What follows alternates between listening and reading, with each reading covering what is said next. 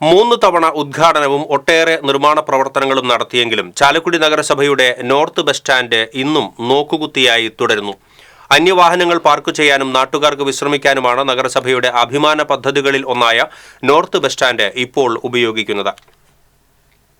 1-2 ബസ്സുകൾ മാത്രമാണ് ഈ സ്റ്റാൻഡിൽ പ്രവേശിക്കുന്നത്. ബസ് കയറാൻ ഇവിടെ യാത്രക്കാർ എത്താത്തതാണ് പ്രധാന പ്രശ്നം. സ്റ്റാൻഡിന് സമീപമുള്ള ട്രാംവേ റോഡ് ജംഗ്ഷനിൽ പ്രവർത്തിക്കുന്ന ബസ് ഷെൽട്ടറിനെയാണ് യാത്രക്കാർ ആശ്രയിക്കുന്നത്.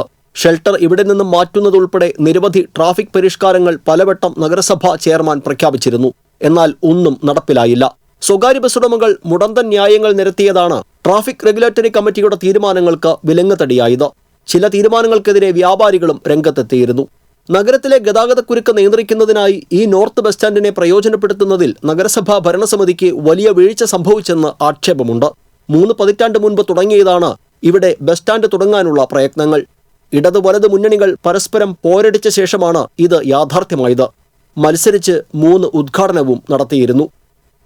TCV ചാലക്കുടി.